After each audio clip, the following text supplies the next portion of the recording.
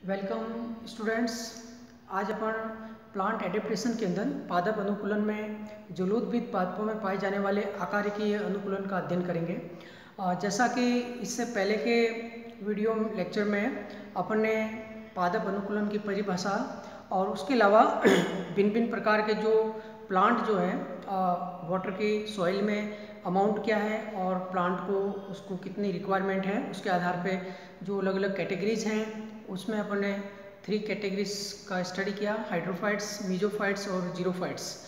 और उसके बाद में जैरिक कंडीशन में पाए जाने वाले जो जितने भी प्लांट्स हैं उसके अंदर जो सबस्ट्रेटम किस प्रकार का है उसके आधार पर फिर अलग अलग प्रकार के जो जीरोफाइट्स जिसमें लिथोफाइट्स है, हेलोफाइट्स है, सेमोफाइट्स है, ये सारे जीरोफिटिक कैटेगरी में आते हैं।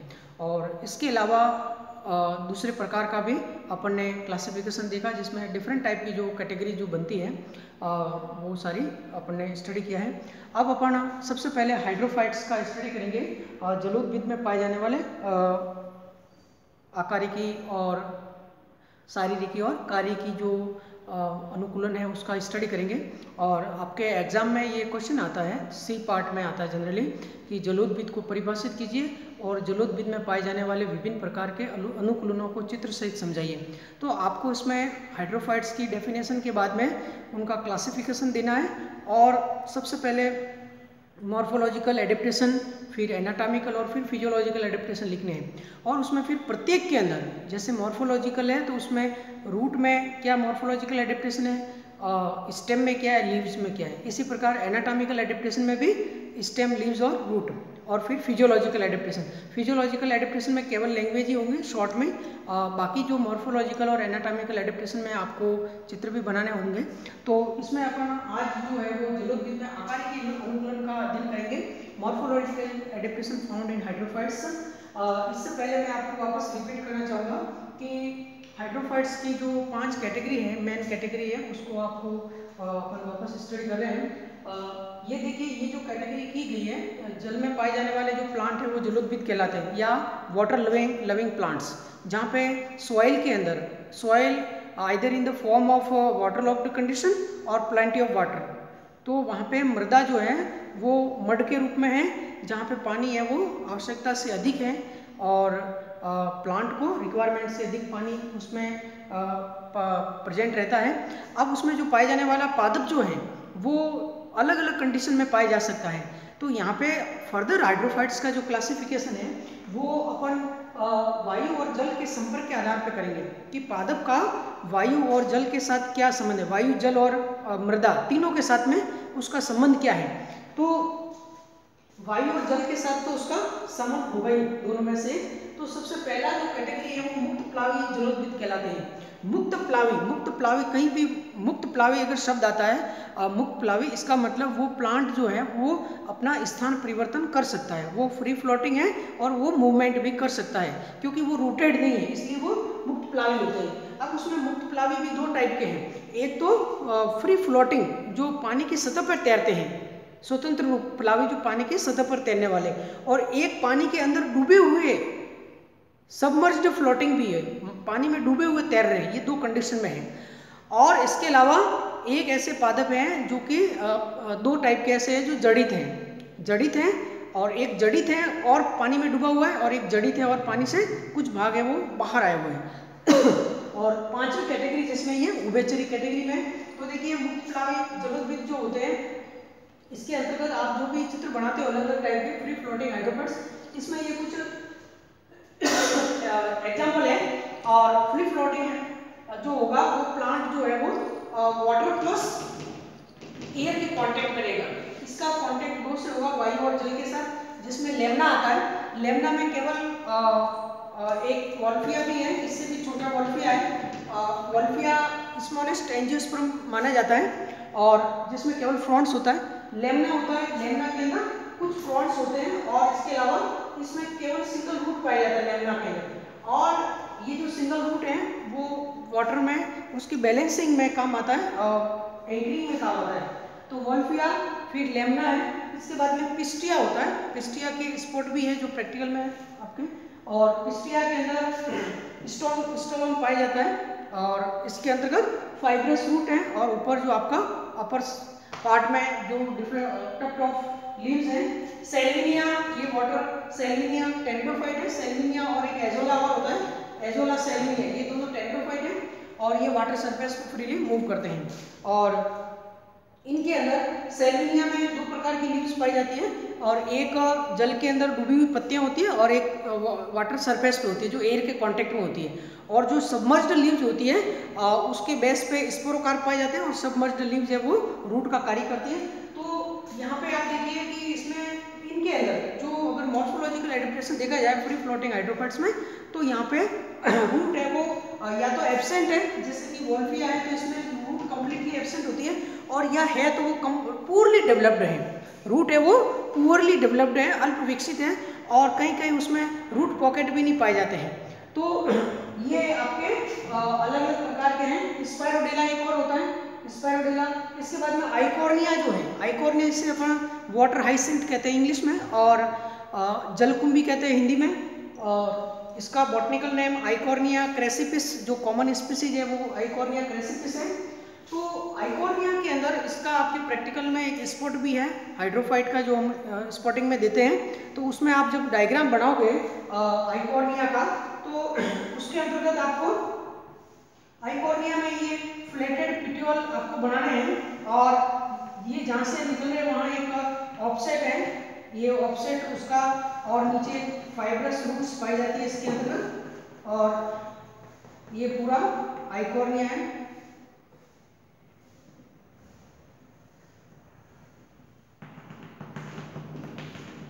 इसमें ये देखिए ये इसका स्टॉक है और ये फाइब्रस रूट है।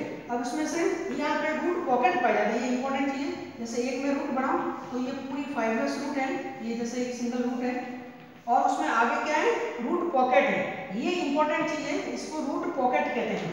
यानी कि आइकोर्निया में root cap is replaced by root pocket, और रूट पॉकेट इसलिए पाए जाते हैं कि ये वाटर में उसको बैलेंस करने में हेल्प करते हैं। तो रूट पॉकेट का फंक्शन क्या है। इसके अलावा ये इनफ्लेटेड पिट्यूल है, इनफ्लेटेड पिट्यूल यानी फूला हुआ पिट्यूल है, इसमें स्पंजी पेरेंकाइमा पाया जाता है। एनाटॉमिकल एडेप्टेशन में अपन देखेंगे, इसमें वायु तक है जो उसको फ्लोटिंग में मूव करते हैं, और ये इसका लेमिना है। तो और ये जो इसका स्टेम है जो हॉरिजॉन्टली फ्लोटन स्टेम होता है सिंगल इंटरनोड जिसमें फाइब्रस रूट पाई जाती है, उसे ऑफसेट कहते हैं। तो इसको अपन ऑफसेट लिखेंगे। तो एक आपको आइकोर्निया का जो चित्र अच्छी तरह से बनाना आना चाहिए क्योंकि ये प्रैक्टिकल में भी है आपके। और आइकोर्निया का कौन सा स्पीसीज अपने राजस्थान में पाया जाता है वो है आइकोर्निया क्रेसिपिस है, और ये फ्री फ्लोटिंग हाइड्रोफाइट की कैटेगरी में है। और उसमें आपको मॉर्फोलॉजिकल एडेप्टेशन है वो आपको बताना है और रूट पॉकेट का क्या कार्य है इसके बारे में बताना है।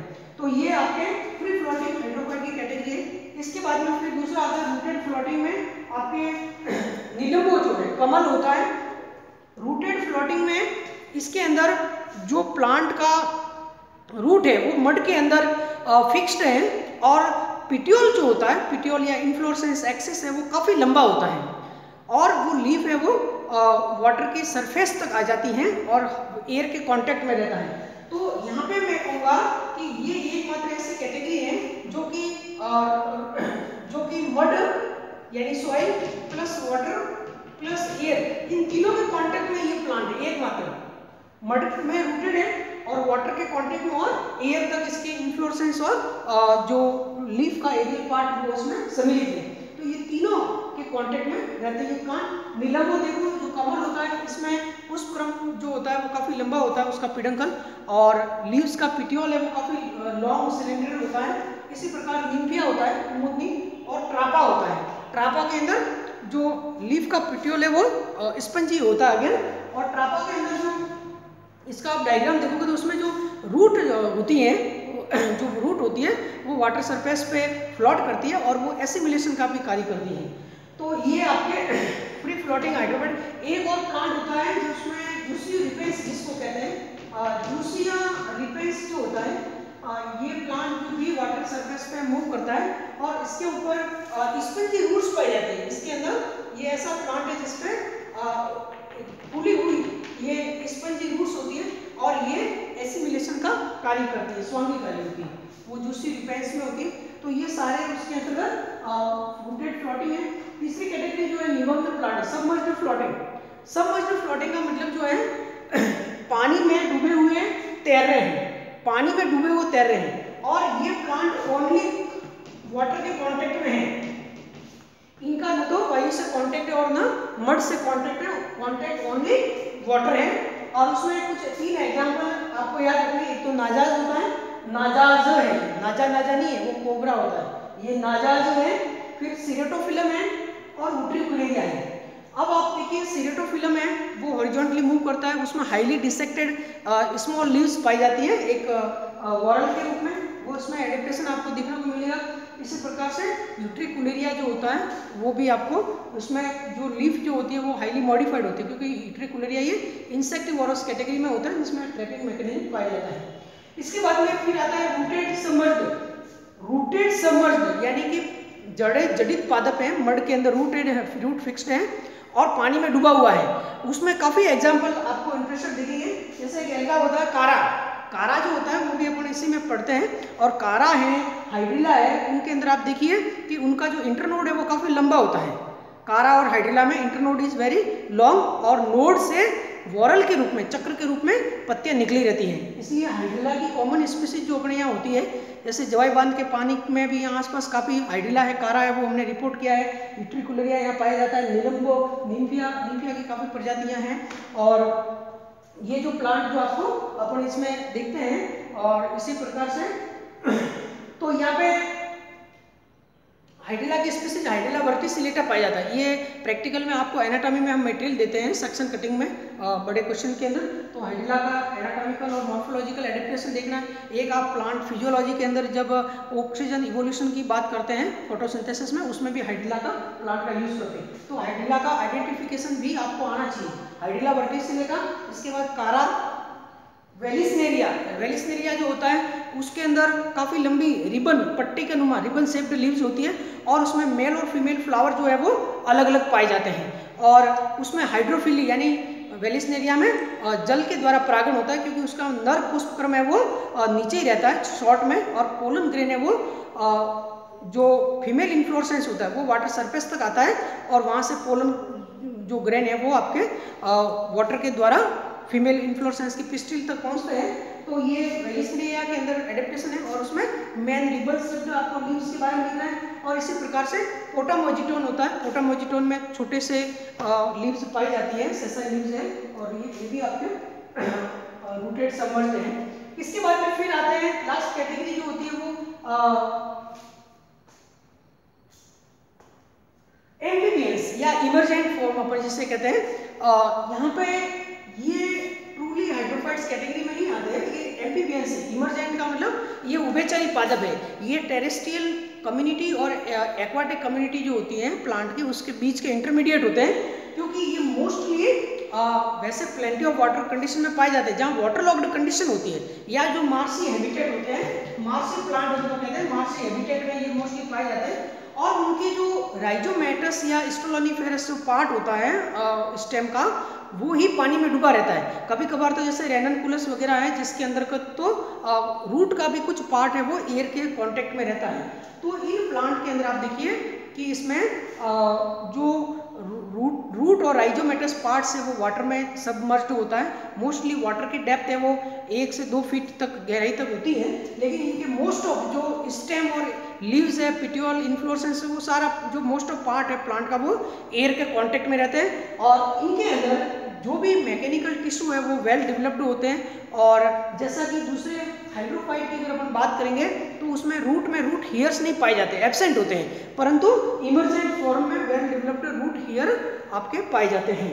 तो इमर्जेंट फॉर्म जो है ये हाफ वाटर में और हाफ पार रहते हैं, इसलिए इमर्जेंट या एम्फीबियंस नेचर के कहलाते हैं। इसमें उदाहरण देखिए रेननकुलस एक तो होता है कॉमन है, जिसे जल दनिया कहते हैं, जहाँ भी पानी प्रवाहित होता है वहाँ पे आपको जल दनिया देखने को मिलता है, और ये माउंट आबू में पाया जाता है काफ़ी। इसके अलावा जवाई के क्षेत्र में भी होता है वाटर रेननकुलस, स्क्लेरेटस जो है।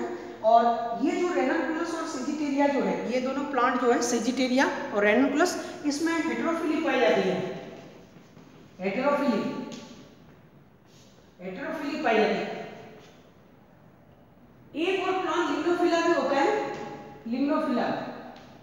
वो भी जल में पाया जाता है, आधा जल में डूबा हुआ और कुछ उसका लीव्स है वो पुष्प बाहर रहता है। तो ये लिम्नोफिला और लिम्नोफिला, रैननकुलस और सेजिटेरिया, इनके अंदर हेटेरोफिली पाई जाती है। मॉर्फोलॉजिकल जो मेन एडेप्टेशन है वो क्या है, हेटेरोफिली है, विषम परिणीता है। यानी इसके अंदर इनमें मोस्टली 3 प्रकार की लीव्स होती है। जो पानी में डूबी हुई पत्तियां जो होती है वो छोटी छोटी कटी फटी हाईली डिसेक्टेड होती है। दूसरी वाटर सरफेस पे फ्लोट करने वाली लीव्स होती है, जिसमें मोस्टली वो कम कटी फटी होती है या उसका सरफेस है वो जो एंटायर होता है। और एक एरियल लीव्स और होती है जो कि थोड़ी सी सूच्याकार इस प्रकार की शेप में होती है। तो इसमें हेटेरोफिली कॉमन कैरेक्टर्स हैं रैननकुलस सेजिटेरिया में।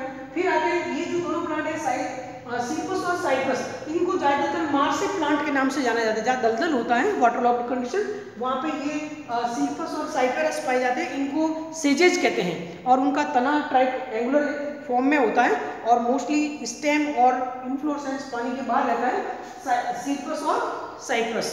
तो ये मार्सी हैबिटेट के प्लांट आपके कहलाते हैं। तो ये इसमें अलग अलग प्रकार के सारे एग्जांपल्स हैं। अगेन मैं आपको कुछ इंपॉर्टेंट चीज बता रहा हूँ। रूट की अगर अपन बात करते हैं तो हाइड्रोफिटिक प्लांट में कुछ फॉर्म ऐसे होते हैं जैसे कि वॉल्फिया वगैरह, जिसमें रूट एब्सेंट होती है या अगर प्रेजेंट है तो वो पुअरली डेवलप्ड होती है। रूट के ऊपर रूट हेयर्स जो है वो नहीं पाए जाते, एब्सेंट होते हैं और इमर्जेंट फॉर्म में रूट हेयर है वो पाए जाते हैं। इसके अलावा कुछ प्लांट ऐसे होते हैं जिसमें जैसे कि आइकोर्निया है जिसमें root hair are replaced by root pockets. और कुछ ऐसे जो जिसमें अपन ट्रापा की बात करते हैं या ट्रापा है सिंगाड़ा जिसे कहते हैं, उसमें इनके अंदर जो रूट्स होती है या पिस्टिया है आइकोर्निया, रूट है वो कैसी है, फाइब्रस होती है, फाइब्रस होती है। और कई कई ये एसिमिलेशन का भी काम करती है जैसे जूसी रिपेंस में। तो ये रूट के बारे में आपको बड़े बड़े जो उनमें एडेप्टेशन वो लिखना है। इसके बाद में स्टेम की जब अपन बात करते हैं, स्टेम जो होते हैं उसमें इंटरनोड काफ़ी लंबे होते हैं हाइड्रोफाइट्स के अंदर। और इसमें जो फ्री फ्लोटिंग हाइड्रोफाइट्स हैं इसमें देखिए जैसे कि पिस्टिया है, इसमें स्टोमन के रूप में, आइकोर्निया में ऑफसेट के रूप में है। तो इसमें 1 या 2 नोडल पार्ट होता है, इंटरनोडल पार्ट है जिसमें फाइब्रस रूट निकलती है ऊपर जो है टॉप ऑफ लीव्स निकलती है। और अगर अपन उसमें और भी दूसरे जो है बात करते हैं हाइड्ला वगैरह में, तो उसमें स्टेम है वो काफ़ी लंबा होता है, इंटरनोड उसका काफ़ी लंबा होता है। और जो रूटेड सबमर्ज नहीं फ्लोटिंग सबमर्ज होते हैं जैसे कि सिरेटोफिलम है, नाजाज है, उनके अंदर हॉरिजॉन्टल स्टेम पाया जाता है। तो ये आपको स्टेम के ऊपर लिखना है। स्टेम के अंदर मैकेनिकल टिश्यू वगैरह वो ओरली डेवलप्ड होते हैं, तो वो अपन एनाटॉमी में पढ़ेंगे एडेप्टेशन में। लीव्स की बात करते हैं तो लीव्स के अंदर देखिए अगेन मैं बता रहा हूँ लैमिना और इसमें वॉल्फिया में फ्रॉन्ट्स के रूप में लीव्स हैं। और एक आपको इसमें रूट में मैंने पहले बताया था कि लैमिना जो होता है उसमें सिंगल रूट पाया जाता है जो वाटर में बैलेंसिंग का कार्य करती है। बाकी जो एजोला और सेल्विनिया है इसमें जो लीव जो होती है वो फ्रॉन्ट्स के रूप में पाई जाती है, छोटी छोटी होती है, डिसेक्टेड होती है और फ्रॉन्ट्स के रूप में पाई जाती है। इसके अलावा उसमें अगर अपन नीलिंगो और न्यूक्लिया की बात करते हैं तो यहाँ पे ट्रापा है, ट्रापा के अंदर या आइकोर्निया इसमें पिटियोल है वो फूला हुआ रहता है, एरेंका में पाया जाता है जो बायोसिल का कार्य करते हैं। और नीलंगो और न्यूक्लिया है इसमें पिटियोल है वो काफ़ी लॉन्ग होता है और उनका जो लेमिना होता है वो एंटायर होता है, बिना कटा फटा होता है। और नीलंगो और न्यूक्लिया में वाटर सरफेस में फ्लोट करता है और एंटायर होता है। इसके अलावा ये जो इसकी लीव्स होती हैं जिसमें आइडिला और इसमें आइडिला और एक मार्सिलिया की बात करते हैं। मार्सिलिया जो है, मार्सिलिया रूटेड फ्लोटिंग है और उसमें मोस्ट ऑफ स्टेम और लीफ का पिटियोल और राइजोम ये वाटर में रहते हैं और पिटियोल का कुछ भाग और लीव्स है वो पानी की सतह पर बाहर की ओर फ्लोट करते हैं। तो ये इसमें भी पिटियोल जो होता है जो आपके मार्सिलिया का पिटियोल फर्स्ट ईयर में आपने टीएस काट के देखते हैं अपन, तो वो उसमें काफ़ी पिटियोल लंबा होता है तो लीव्स के अंदर। और इसमें जो आपके रैननकुलस सेजिटेरिया इसमें लीव्स में हेटेरोफिली पाई जाती है, वेलिस्नेरिया में रिबन शेप लीव्स होती है। तो ये सारी चीज़ें जो बड़ी बड़ी आप बातें याद रख सकते हो उसको शॉर्ट फॉर्म में उसको लिखना पड़ता है। इसके बाद में इन सभी के चित्र आपको बनाने हैं मॉर्फोलॉजिकली, सभी कैटेगरी वाइज उनको आपको डायग्राम बनाने बहुत जरूरी है। और डायग्राम और उसके साथ साथ उनके एग्जाम्पल्स और जो उसके कैरेक्टर्स हैं वो आपको अलग अलग रूट में कौन से मॉर्फोलॉजिकल कैरेक्टर है और रूट में मॉर्फोलॉजिकल कैरेक्टर स्टेम या लीव्स के जो वो इन पांचों के अंदर आपको अलग अलग उदाहरण देते हुए उसको समझाना है। तो आज के इस वीडियो लेक्चर में इतना ही। नेक्स्ट अपन उसमें एनाटॉमिकल और फिजियोलॉजिकल एडेप्टेशन का स्टडी करेंगे। थैंक यू, धन्यवाद।